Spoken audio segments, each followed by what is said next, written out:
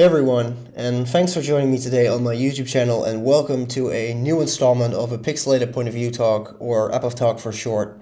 So today I wanted to step away from Quake for a bit and move on to an online game that was really popular around 15 to 18 years ago. Now you have heard of it, and you have most likely played it, and you have most likely still have an account lingering around that you haven't logged into for the past 10 years, and also back in the day I guarantee you have emptied your mom's MasterCard on it. At least I did. We're talking here about the one and only Habbo Hotel. So without going into too much detail, Habbo is an online browser game developed by Sulake around the dawn of the millennium, and it served as a way of offering teens between the ages of, between 12 and 18 a way to socialize online together.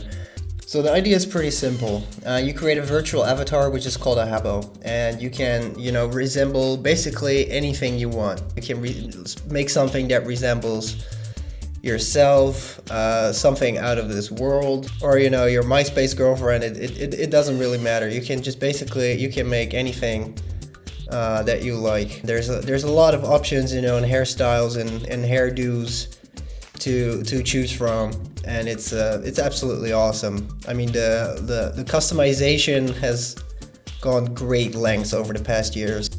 So you can go really crazy here and become really creative with some of the things that you can do. Like, for example, boom, and then here I am, and now I'm a rock star. So inside of the hotel, you can interact with other users, and you can become friends with them. You can play games. You can visit other people's rooms and also build rooms of your own. And also you're able to decorate your rooms with pixelated furniture, or Fernie as it's called, inside of the hotel. And besides that, especially in the past, in the early days of Habbo, there were a lot of public rooms. Like this one, like a pool, like a restaurant. And of course, you also had some really interesting public places such as the Theater Dome, where the Habbo staff would often meet with famous people, and you could actually ask them questions.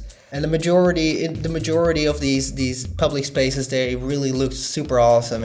And for some reason, I could just spend countless of hours non-stop, spending in these spaces, even though there wasn't really a lot in most of them that you could do. So especially one of my favorites was this nightclub. I believe it was for Habbo Club members only at the time. This was Club Orient, and I cannot remember exactly how much, but I've spent hours on end here, just simply because the vibe here was always really nice. Alright, so I consider myself an average hardcore Habbo enjoyer since the very first hour, and I've been playing the game for almost every single day at least between 2004 and 2012. After that, I would log in every so often to check what was going on, and especially I think since 2019, I just log in, at least in the original hotel, I log in twice a year just to have a look what's going on. So I actually never really stopped playing the game, and especially in the beginning, it was really something completely new. It was really popular, and it was really hard for me to think of somebody who didn't have an account and logged in at least every couple of days. I remember that on any given Saturday, at 11 o'clock, almost half of the class would be online. And especially in 2004, we'd be spending hours every single day in this game, because it was something we'd never really experienced before. Of course, there was RuneScape, but Habbo had just so much appeal to us for some reason. The art style, the rooms, the interaction. Now, I do realize those times are long gone, and I have to face up with it because I'm becoming older, and the age gap is really becoming big.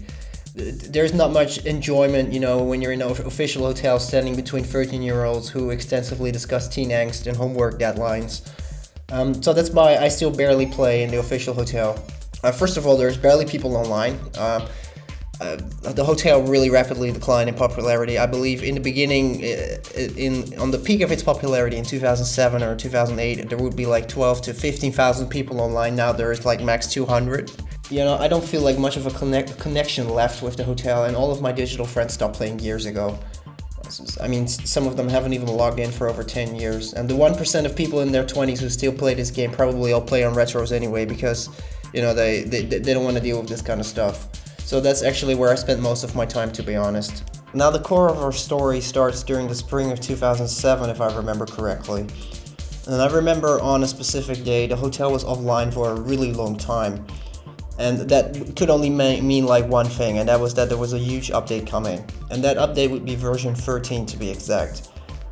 And version 13 brought an amazing new feature to the table that would, take the hotel by storm and would kind of create a following of its own. And that feature was called Tracks. And Tracks was basically a pixelated stereo that allowed you to create your own beats with pre-made samples. So, here I am. I'm currently in an old version of Habbo Hotel. So here's the deal. If you go to your catalog, there would be a dedicated, actually, Tracks section. And you'd be able to actually, purchase two things. You could actually get the sound machine, and you could also get the jukebox. Now, we'll get into the jukebox in a bit. I'll just buy quickly the sound machine. And I'll also just quickly buy a jukebox here. Now that's it, and now you could the next thing that you actually had to do was actually purchase these cartridges that you could actually slide into the Tracks machine, and each of these contained 9 pre-made samples, each in a different style and genre. Like for example, let's take this one.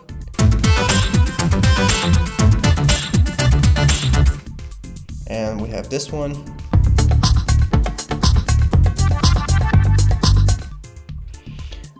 You have a lot. You also have like sound effects.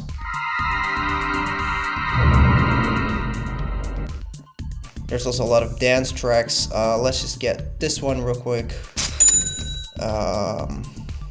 This one.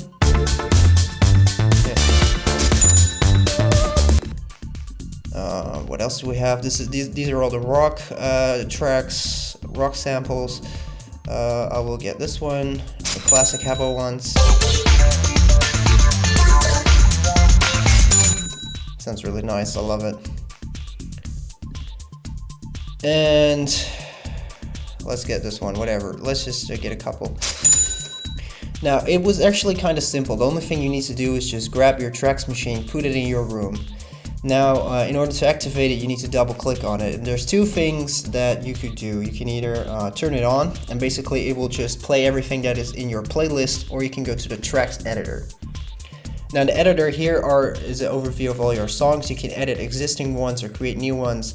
You can add them to a playlist so that your sound machine or your Tracks machine will play it, or you can burn them onto a disc. And I will talk a little bit more about the discs and their use later on. Let's first click on create a new song.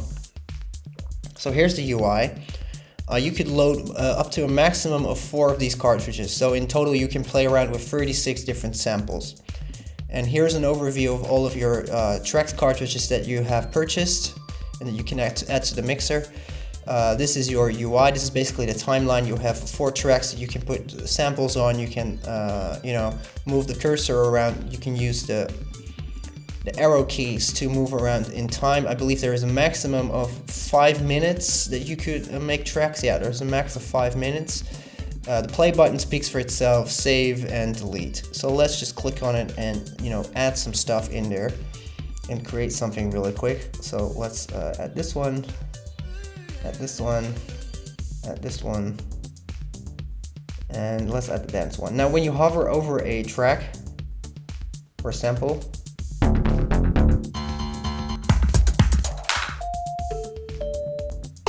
you can actually hear what they sound like. So let's create a beat real quick.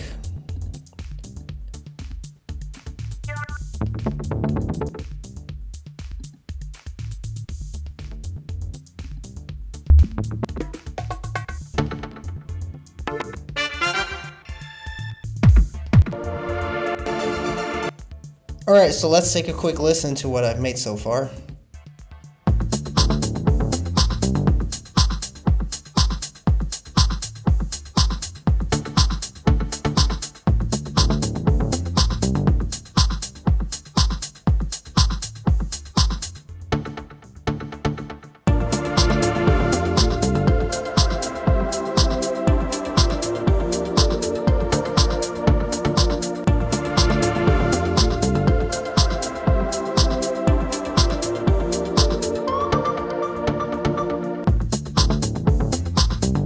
And then basically whenever the loop ended, it would start all over again. So I'm quite happy with this. click on it to save, and I'm gonna call, you can actually give it a name, so I'm gonna call it Ambient01, the most generic name in the universe. Click save, and now it has been successfully saved. You can actually exit out of here. And now in your Tracks Machine songs, you can actually see it's in there. When you click edit, you will load it again. You can just, add some additional stuff in there if you wanted to. I'm not going to. And now you can click this little button to edit to the playlist. Now I want to create one more small song. I'm going to eject the previous ones. I'm going to use these two real quick only.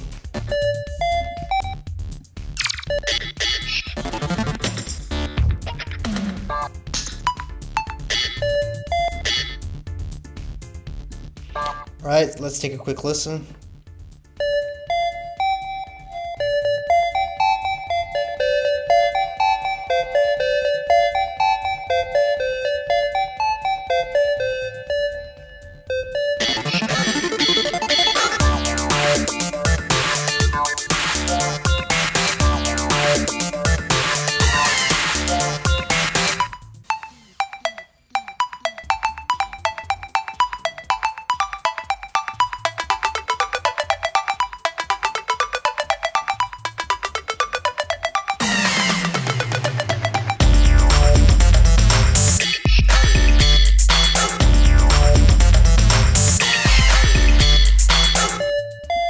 Alright, this sounds nice. Let's save it. Let's call it Ambient02.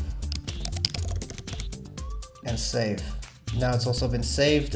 You can exit out and you can actually see it's in your list of Tracks Machine songs, and you can edit to here. Now we're going to click on Save Playlist. And now if there was any playlist, it would be overwritten. You can actually change 1 to 2, 2 to 1. You can click to remove the song. Let's just say I want to start with 02. Save it. Exit out. Double click, switch it on, and listen to your tracks. Now let's go quickly over the idea of burning things onto a disc. So basically, if you wanted to burn it on a disc, you can select a song and you can click on, you will see how long it lasts, 32 seconds, and you can click on burn song. It costs 1 credit, and then basically you will get a disc with your song on it. Now there's a bit of, so you may ask, like, what's the use? Well, you can actually use it as furniture. It's dedicated furniture. You can actually see here is Ambient01 by me. Basically it was burned on, the date is not correct, but that doesn't matter, and you can actually see it's my song. Now I could do a couple of things. I could actually decide to burn it onto a disc, give it to my friends, and they could load it into their own jukebox and they could play my song. The problem with the Tracks Machine is that you were limited to only, you cannot use other people's song. And by burning it onto a disc, you can actually have a tangible copy of somebody's song. You can trade it with somebody else, you can give it to somebody, and they can actually load it up into their jukebox and listen to it. So let's just click on load tracks. Here you have the discs that I actually burned. So let's just add only one. And with this you can actually load up to 10 tracks. You can also eject them like this. Just click on it and now it will say playing Ambient01, the song length, also the remaining time. Also jukebox will also say like which song made by who is playing. So if you have a really diverse roster of songs made by friends or other people, you will always know which song is playing. So you'd probably be able to understand when I say that in 2009, when all of a sudden the feature was gone, I was pretty bummed about it. I don't know the exact details anymore, but I believe that somewhere in 2009, Habbo moved away from using Macromedia or Adobe Shockwave to Adobe Flash. And by doing so, they broke the entire tracks feature. So eventually, listening to track songs, that you made, like the discs in the jukebox, that stuff eventually returned after a couple of months, after a couple of updates. But the dedicated tracks UI like this never made a comeback in the original hotel. And so, to be honest, that was actually the short history of tracks in its own. Now, over the years, I kept thinking that I wanted to make something new with tracks, and I recently figured out that people still share their track songs on YouTube, and some people actually have made an encyclopedia of sorts that contain all of the samples, so you can re-listen to them over and over again. And you know, the idea of recreating my old track songs, out of which I've made a lot, you can see them here, like some of these, you know, these are some of my songs that I have made over the years, like Blizzard in August, Capriola for EV2, Destiny, Yay, Traffic, 350 Degrees. You know, these are all of the old classic track songs that I made in 2007. And I really wanted to, you know, remake some of these old ones and also, you know, create new ones to create a really truly diverse album. And I wanted to do this as a final take and a final respect to my favorite Habbo feature, and it was because it was really something that appealed to me so much. And so a couple of months ago I decided to act, and I re-downloaded all of the samples. I properly cut them so that they were loopable, and I would listen to them over and over and over again. After that, I made a list of possible combinations, you know, as in which songs I wanted to reimagine, which songs I wanted to create new, what kind of samples would I be using, how long would the songs be, etc, etc. So I decided to use Ableton Live for this project because I would actually be able to actually master the songs and also, you know, change the BPM at will and chop up the actual samples. Like I said before, tracks contain a 5-minute time limit, and that's also something I not be bound to in Ableton Live. There is not a lot to say about the production process as a whole. I used the Midjourney AI to create some cover art. The project didn't really need any cover art, but I just wanted to add a bit of design into the project, and I asked basically the AI to reimagine a yellow pixelated stereo tower. And that's where the artwork came from. I did some manipulation in Photoshop myself, and that's it. Composing the tracks was really a factor, and it's really not going to sound satisfactory, but it was really a factor of literally listening, trying out, adjusting, listening, adjusting, trying, thinking of new combinations, putting it in, and so forth. There's really not much else I can say. It was really, you know, like a classic science approach where I would be throwing things at a wall and see what would stick and to the wall and what not. Alright, so let's go a bit more in depth about some of the songs that I created for Pixelated Soundwaves by exploring the Ableton Live projects.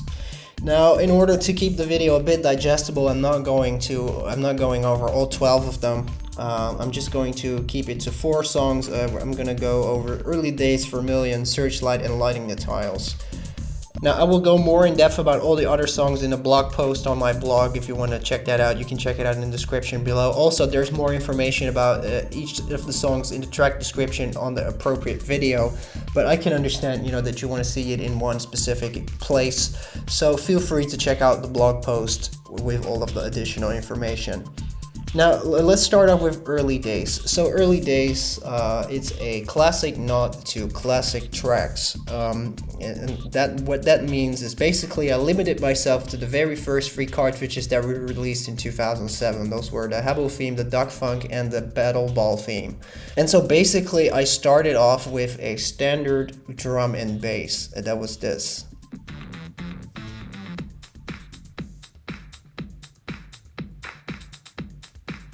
Now, basically I did this because everybody did it back in the day. Everywhere, especially when tracks was just really new, especially when tracks was extremely new, like just a couple of days old, everybody was testing it out with this kind of theme, with this kind of like drum and bass line. Because back in the day when you bought the Tracks machine, you actually got this cartridge for free alongside it. So people would basically, the first thing they would do is just create a bass line that sounded like this. Nothing more, nothing else. And it's to me, it's really a nice nostalgic nod to the past. Because, you know, people use this as their really first track song, or, you know, to test some stuff out, you know, to get familiar with the UI and whatnot, or just to check out, you know, how it was. And that was basically the rhythm that it would do. Now, once the song progresses, it also becomes more complex. I'm also starting to chop up some samples, like, for example, for this one. I'll solo this one real quick.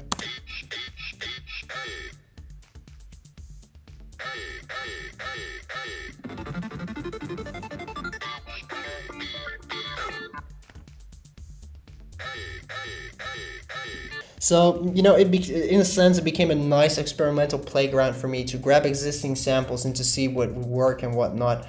And Early Days is really a nice, it is both a classic nod to the classic good old days of tracks, in a modern coat of paint. You know, I've made a more modern take on the classic track. So basically, in a sense, the 2 decades overlap, 2007 and 2022. So that's why I really like this song. It's really a nice classic nod. And as you can see, you know, once the song progresses, it really becomes, you know, more complex in size. And I've only used the first 3 tracks packs.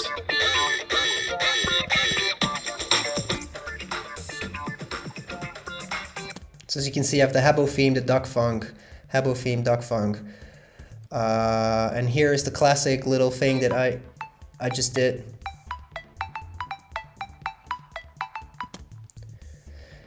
And I believe somewhere later in the song, the battle ball. Yeah, here the battle ball theme will also start coming in. I will solo this one quickly. 2, 3, 4, 1, 2, 3, 4, 4, 3, 2, 1, 2, 3, 4, 2, 1, 4, 4, 4, 1, 1, 1, 1, 4, 4, 3, 1, 3, 1, 3, 1.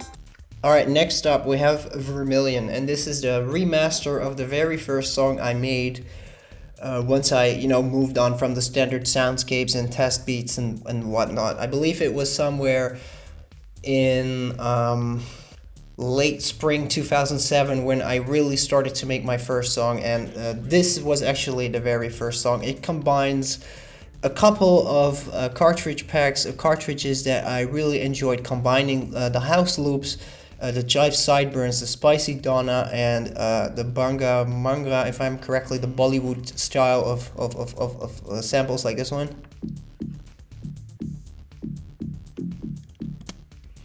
I really enjoyed these.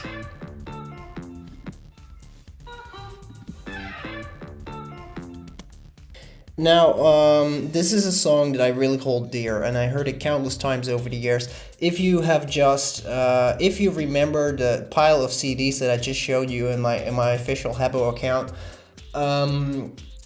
one of them was called Capriolo V2, and that is actually this song. That was the original song. I have no idea why I called it like that. Probably because the word Capri was in there. I probably was drinking a Capri Sun at the time. I have no idea. It was a really random name. I also made a version 3. I didn't make a remake of that one, but it was called Capriolo V2 for some reason. I have no idea what happened with V1, with version 1. But this song really resembles my love for tracks, and many of my friends seem to like this song as well. I would play this in my room over and over again, and people would really like it. It's really a faithful recreation to the original counterpart, but I added some pizzazz in there to spruce it up a notch, because I believe it's also a bit shorter in length, because that one was really max 5 minutes and it was a bit repetitive every now and then. And I also add a proper, you know, parts of the intro everywhere. I just spruced it up a notch, you know, to make it fit more to my standards nowadays. So let's take a quick listen.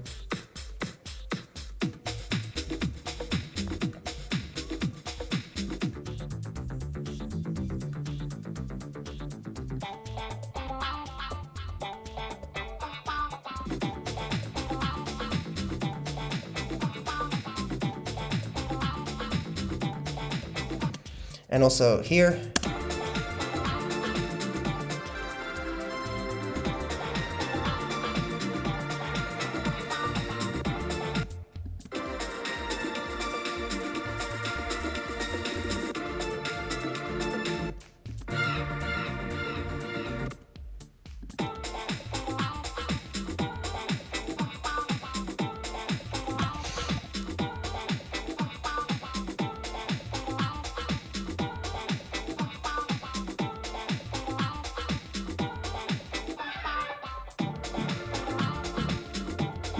Now, I didn't really want to call the song Capriolo V2 again, and I wanted to give it a different name.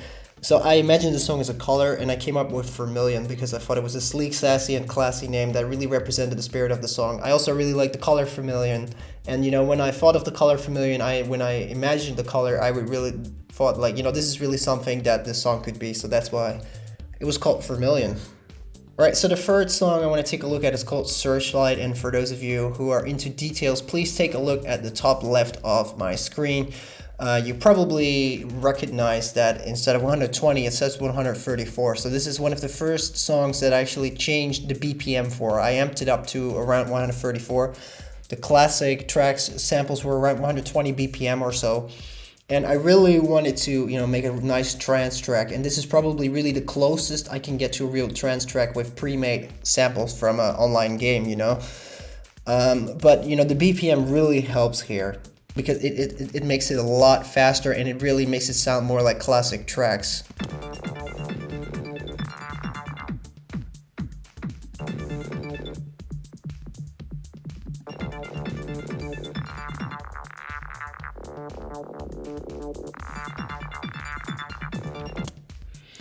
Now, of course, the song is a nod to my 2018 film Searchlight Under Sea Level, but it's also a nod to lighting in general. When I was making this song, I imagined it playing in a nightclub, and I was thinking to myself, what kind of an atmosphere and what kind of lighting would fit the song well.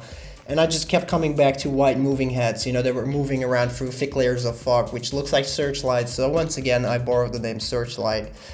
And I also thought it fitted the song pretty well for some reason. So like I just said, I experimented with BPM. I went to 134 because it makes it sound more like inside of the tracks category.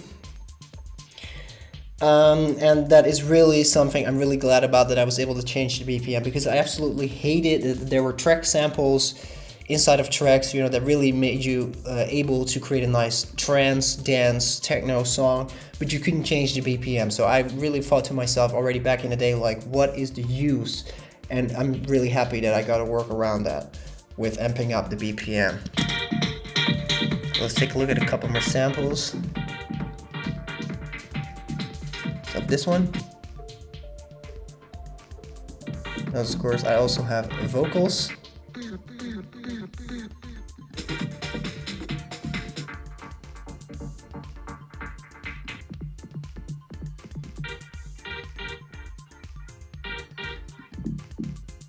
Here's my favorite Banga Bunga one again. And drums.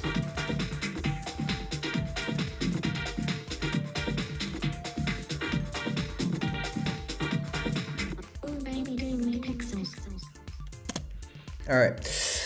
So I try to stay close to traditional classic trance as much as possible, a nice long build up, heavy drums, cool down period, really like a nice classic trance journey of like 6 to 10 minutes, like from back in the 90s, early 2000s. I think this is also like I've used I only had 8 tracks available to me. I've used them all, like practically throughout the entire song.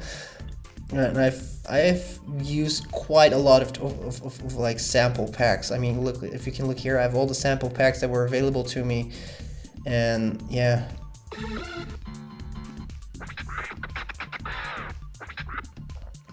I think I've used over 10 different cartridges with all of the samples, so it's a really complex song, but it really worked out well for me. It's by far my favorite on the album, together also with Lighting the Tiles. Speaking about Lighting the Tiles, last but not least, we have Lighting the Tiles 128 BPM edition. So why 128 BPM edition? Well, basically, if you take another look at the top left, you will see the BPM has changed from 120 to 128. If you listen to this song, to anybody who is familiar, who used to play Battle Ball, Snowstorm, or whatever, they call it over the years, you must be familiar with this song, right? I put inspiration from the original Battle Ball theme that played during these matches. And, I wanted to create a bit more exciting, tension-laden version of the song. The original really was absolutely mediocre at best. I mean, it was just the same 20-second loop over and over and over again. To prove it to you, we'll take a quick listen to it.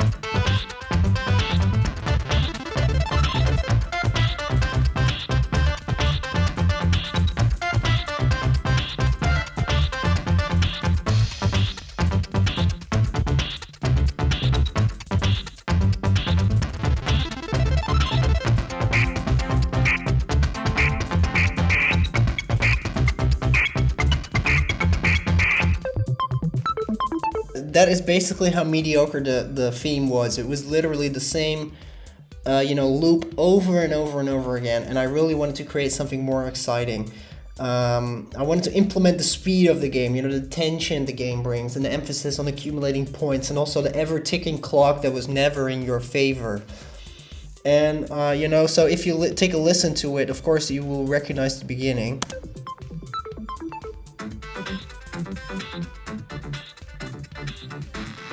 So this is really a nod to of course you have to pay a little tiny respect to the original theme, because I've been listening to it for hours on end. I mean, just imagine if you were playing Battle Ball for hours on end, it would really become annoying. This sample is what I used basically to, you know, to resemble the ticking clock, you know, the ticking clock of time that is never in your favor, and you have to hurry, you have to accumulate those points. So, of course, the song would start off slowly, and later on, you know, things would start to get a little bit freaky. Not here yet.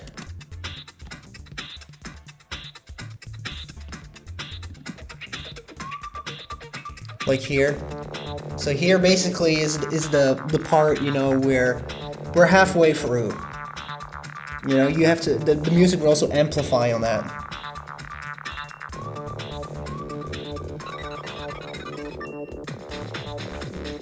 So here was basically, this is around the halfway mark of the game, and this is really, you know, when the music starts to amplify that, you know, like the game is halfway done, most of the time around halfway through the game, you know, then it's the time to start getting most of the points, so you need to hurry up, you need to get those points, and that's also what I wanted to emphasize with the song.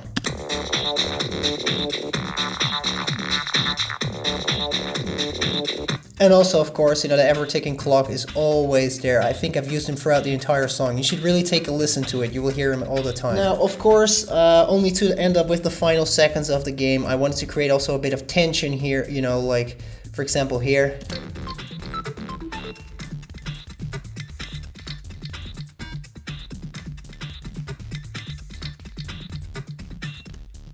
And I kind of want to emphasize, you know, you can still win, go on, grab those final points, the game's not over yet. And, you know, to me, the song really embodies Battle Ball, the hectic moments, the fun, the competitiveness. And I also put a little bit of an emphasis on speed by amping up the BPM from the standard 120 to 128. To that, it created a little bit of a sense of urgency. You know, it still sounded like the original Battle Ball stuff, but it created a bit of urgency. Also, Battle Ball games lasted, I think, around 3 minutes. So, you know, I also wanted to make the song around that same time span. So basically, I wanted to make a song that would be ready to be used for Battle Ball. So, in total, I think I've used almost all of the track specs that have ever been released. I might have missed one or two, but that is because I couldn't find any inspiration or, you know, found a way to implement them in other songs. And in conclusion, you know, tracks was a big staple of my teenage years, and while creating this album, I just really loved this little trip back in time.